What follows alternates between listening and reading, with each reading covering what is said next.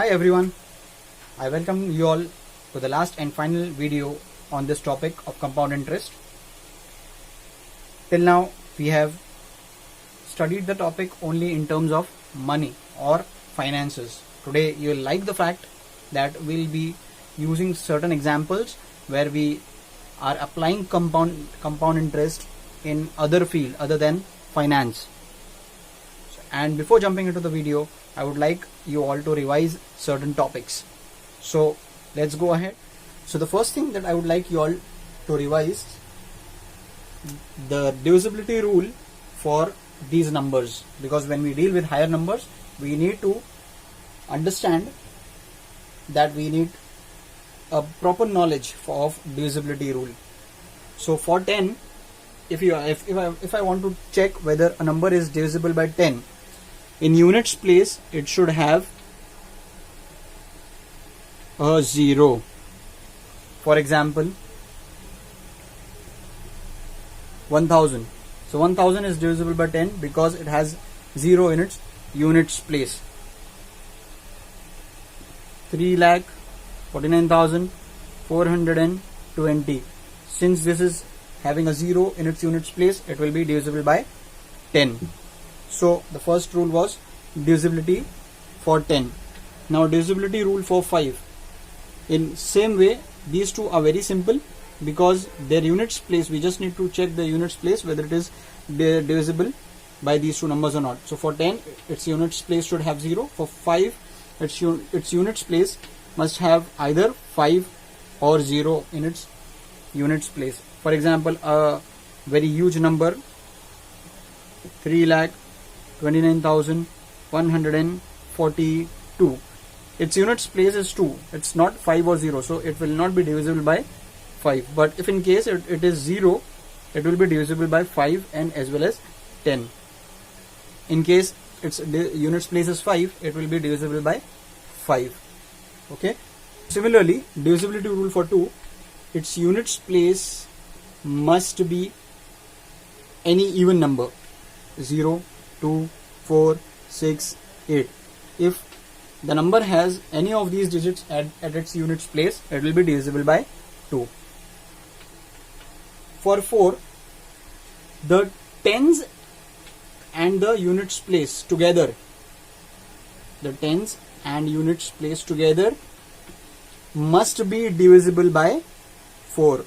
Now for example, 1, 4, 6.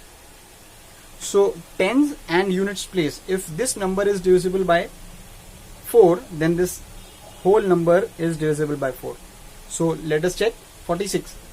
46 is not divisible by 4. So if you check separately, 146 is not divisible by 4. So if I make this number 140. So if you check by divide actual division, you will see that this number is divisible by 4 because its tens and units place together are divisible by 4. Or let us say take some other example, 184 or 4184. So since last two digits are 8 and 4, that is 84. 84 is divisible by 4, hence the whole number 4184 is divisible by 4. For divisibility by 3, the sum of all digits must be divisible by 3. For example, it's a huge number, 3,169. So if I add these numbers, 3 plus 1, 4, 4 plus 6, 16, 4 plus 6, 10, 10 plus 9, 19. 19 is not divisible by 3. So this number is not divisible by 3. Suppose this is 3168. So if I add these numbers, I get 18. So 18 is divisible by 3. Hence if you check by actual division method, you will get this number as divisible by 3. So sum of these digits must be divisible by 3. Similarly,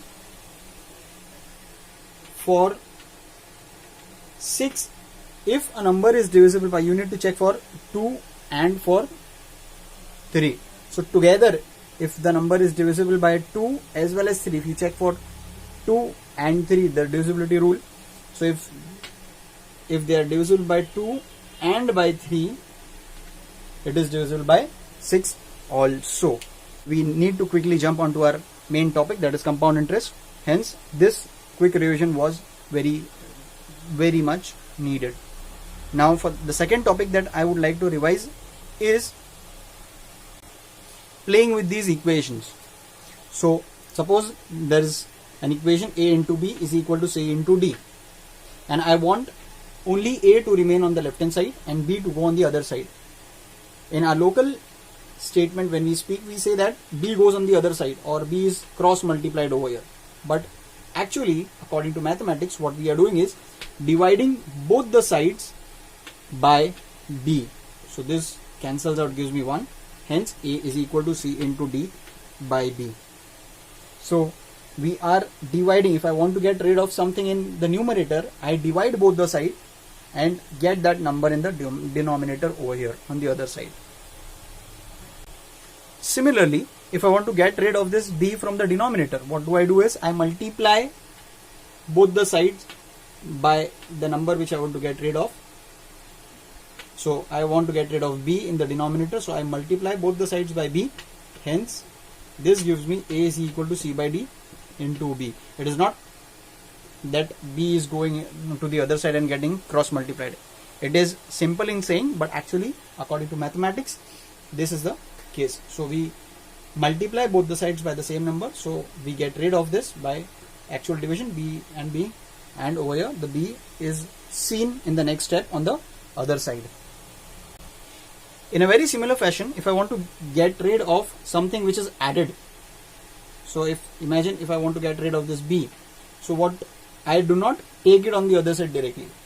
Mathematically, in mathematical terms, I subtract B from both the sides. Subtracting B from both the sides means A plus B minus B is equal to C plus D minus B, and this B and B together give me a 0, and hence A plus 0 is equal to C plus D minus B. So this is actual behind the scene scenario. So A is equal to C plus D minus B. So you need to remember this when we deal with complicated equations or complicated expressions. We need to keep a check on our basic understanding and knowledge about the topic. You must be wondering, why did I do the revision of such simple basic concepts before jumping onto our complicated questions under our topic compound interest? As I promised in the last video that we will be playing with these two equations or with these two formula and dealing with complicated situations in the topic. So let's look how we'll proceed with the first sum of the day. Find the sum of money that amounts to rupees 31,740 in 2 years if the interest is compounded annually at the rate of 15% per annum. So that amounts to rupees, that means there is certain amount of principal which amounts to the certain amount in a period of 2 years if compounded annually at the rate of 15% per annum. So what we are given is the tenure, the amount, and the rate of interest. What we are supposed to find is principal. So principal is equal to question mark, amount is equal to 31,740 rupees, N is equal to 2, and R is equal to 15% per annum. We know the formula. A is equal to P into 1 plus R by 100. So the whole raised to N. What we don't know is principal. So we substitute the values of the quantities that we know. 31,740 is equal to P into 1 plus 15 upon 100 the whole raised to 2. Now if you look at this, we already know how to simplify this. Taking LCM 100 plus 15 upon 100. So we have 31,740 equals P into 115 upon 100 the whole square. Next step, 5 is a common factor, so I'll divide within the bracket. Always remember, solve the bracket first using the BODMAS rule. Solve within the bracket first.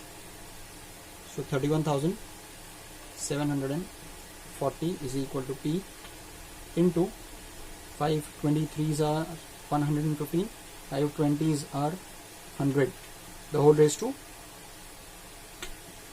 2. Now we don't know P, so we'll keep P on one side and take the other terms on the other side. So in the beginning of the video we revised the concept, how do we take it. So this will be moving on to the other side. Like if I want to divide, if I want to remove this 23 from the product side, I'll have to divide it on both the sides, 23 square. So I'll have it over here in the denominator. Over here, if I want to get rid of 20 from denominator, I'll have to multiply both the sides by 20 in the numerator, so it gets removed and comes over here in the numerator. So 31,740 multiplied by 20, it will be the reciprocal. In short, it will be reciprocal. 20 divided by 23 into 20 divided by 23, which equals P. Now you'll ask me why 2 times multiplied, because it was square. So let's simplify this before actually multiplying and dividing it. Since we don't have any other factor of 23 as it is a prime number, so we'll directly try dividing 31,740 by 23. Therefore, what do we have remaining? That is 60 into 20 into 20. So 2 to the 4, 6 4 is 24 and 3 zeros. So what is the principal amount? The principal amount is 24,000.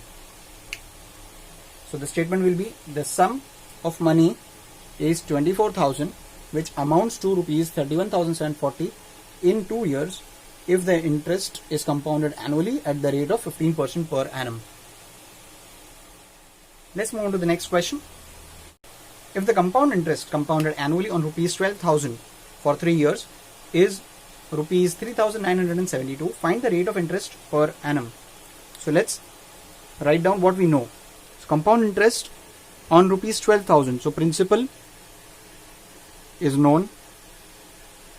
For 3 years, number of years is known. So compound interest is known. Find the rate of interest per annum. So I know principal, I know number of years, I know compound interest. But in this formula we don't see compound interest. Okay, in this formula where I am supposed to find R, I don't see any compound interest.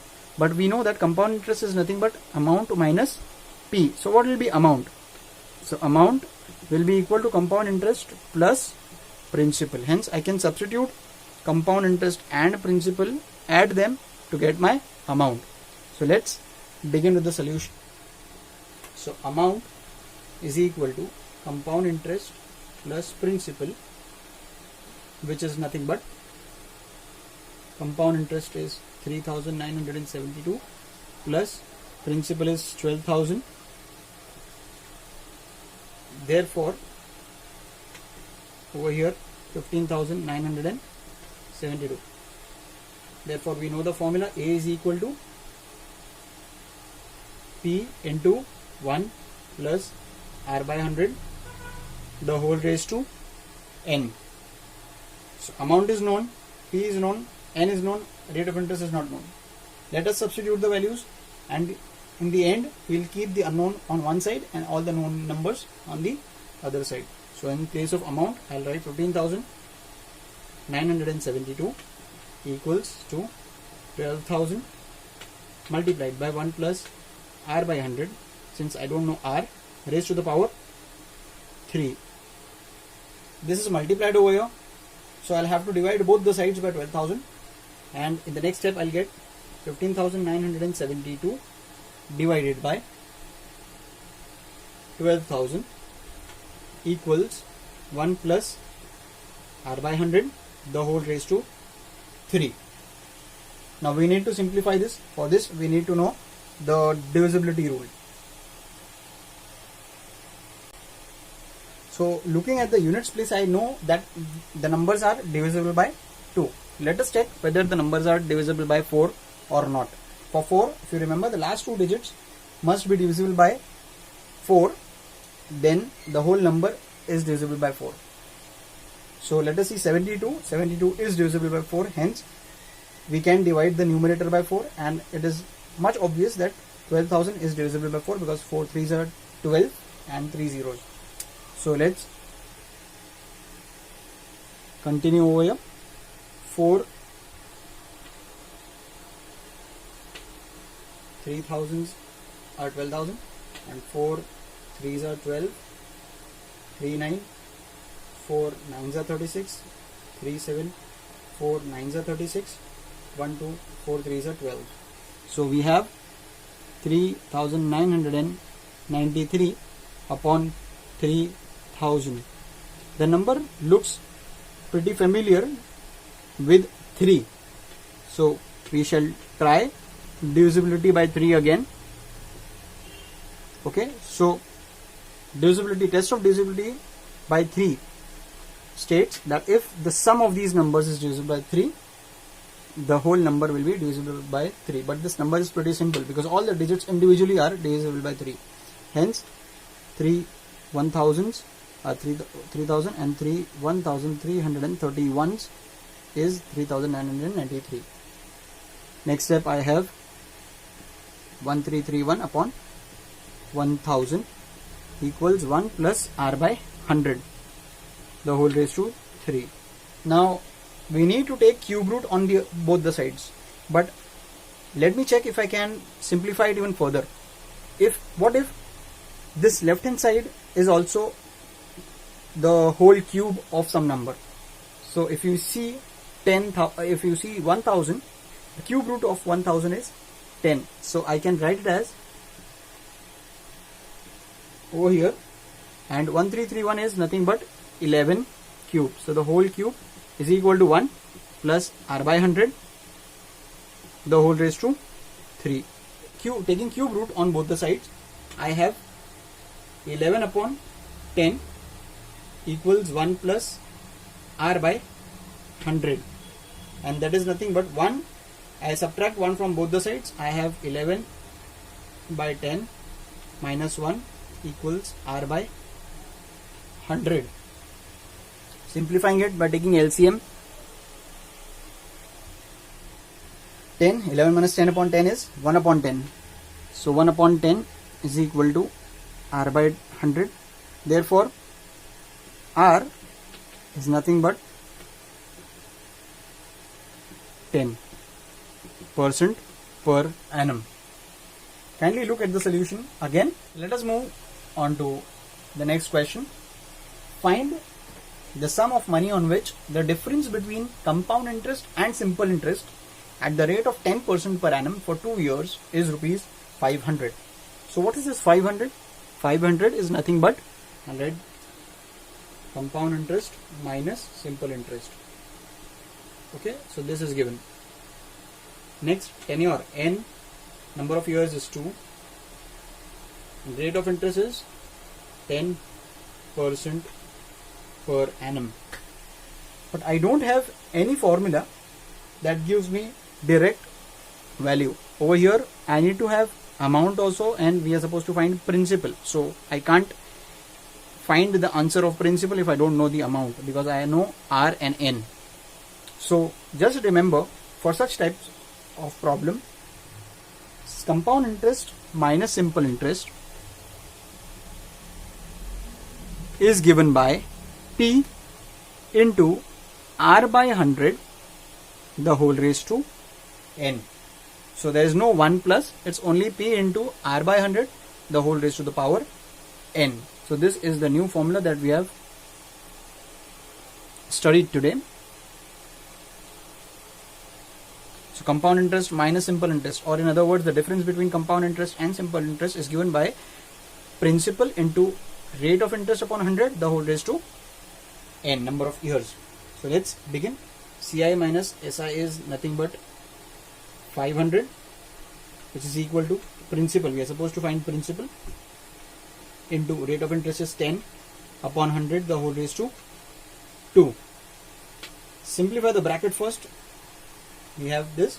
So 500 is equal to P into 1 by 10 into 1 by 10 as its square. Both the fractions 1 upon 10 and 1 upon 10. If I want to take it over there, I'll have to multiply by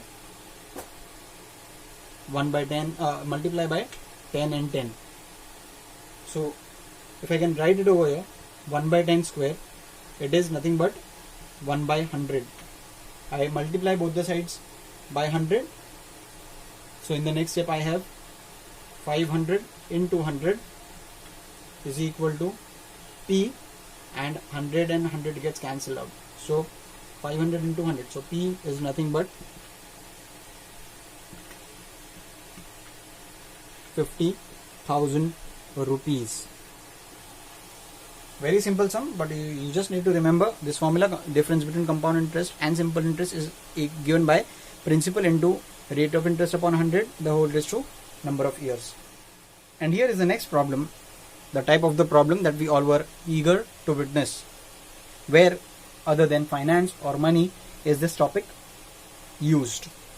So the population of a town increases at the rate of 10% per annum.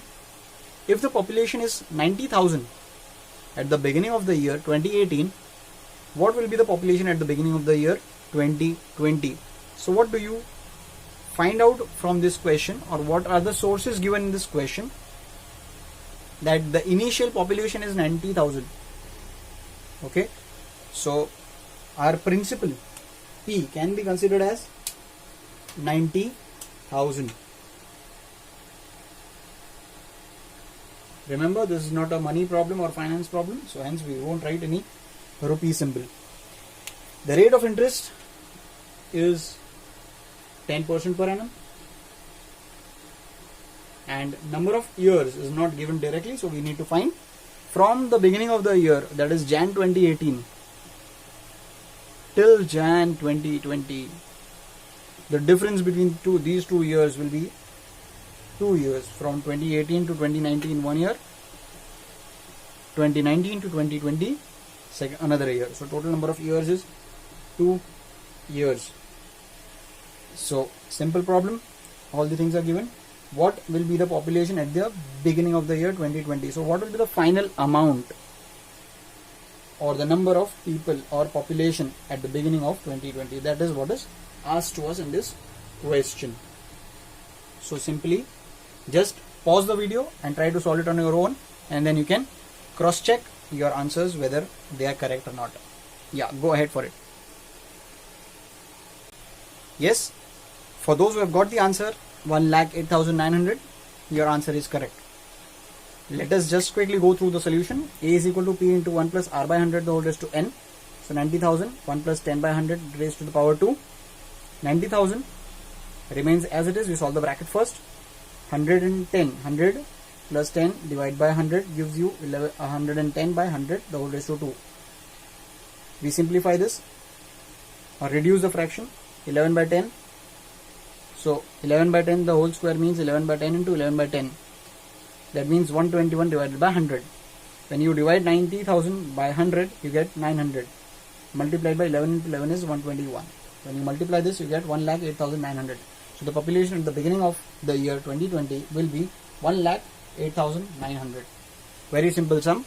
We just need to comprehend the question very well, use the values properly, and solving, we know that we can solve it with proper perfection and in short duration only if we practice them regularly. One more example where we are using the topic of compound interest. In a shoe factory, the number of shoes produced increased from 40,000 pairs to 48,400 pairs. If the rate of increase per annum is 10%, find the time taken in years. Okay, so we see that if something is trendy or something has taken up the trend in the market, the demand increases. So after a certain time, the production needs to be increased. So this is again a practical application. From 40,000 the production had been increased to 48,400. So obviously this will be my principal and this is my amount. If the rate of increase per annum when calculated, my R is 10% per annum. Find the time taken for this production to increase from 40,000 to 48,400. So let's start with our problem. My principal is 40,000. My amount is 48,400. My rate of interest is 10%, and my number of years is unknown to me, which I am supposed to find. Now, how many years did the production increase from 40,000 pairs to 48,000 pairs, 48,400 pairs at the rate of 10% per annum? So again we go back to our old formula. A is equal to P into 1 plus R by 100. So raised to the power n. A is 48,400. P is 40,000. Bracket 1 plus R by 100 is 10 by 100, the whole raised to n. What we don't know is this power n. So I want to get rid of this 40,000 from here, which is multiplied.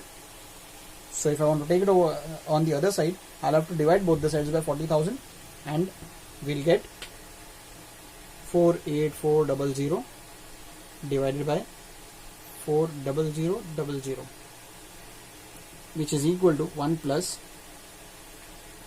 or I'll simplify this, 100 plus 10, 110 upon 100, the whole raised to n. Okay, so my next equation becomes 484 upon 400 equals 11 by 10, the whole raised to n. Now looking at both these numbers, this as well as this, don't you think they both must be divisible by 4? Because last two digits are divisible by 4 over here, and this 400 is obviously divisible by 4. So we reduce the fraction. 4 100s gives me 400, and 4 1 2 ones are gives me 484. Therefore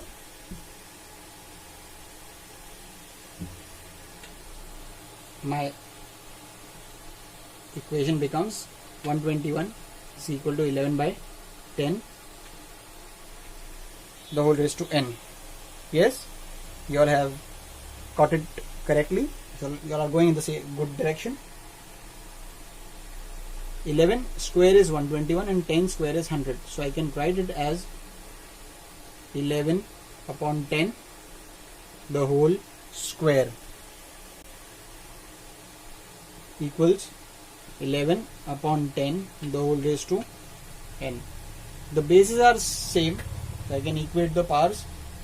So n is equal to 2 years. So it takes 2 years for the production to increase from 40,000 pairs to 48,400 pairs at the rate of 10% per annum. So here we finish with this problem, and we bid a goodbye to this topic of compound interest. It seemed to be very interesting, and I hope you all have enjoyed solving it. So let us meet in our next video with another interesting topic. Till then, keep practicing, improvise yourselves, stay home, stay safe. Thank you.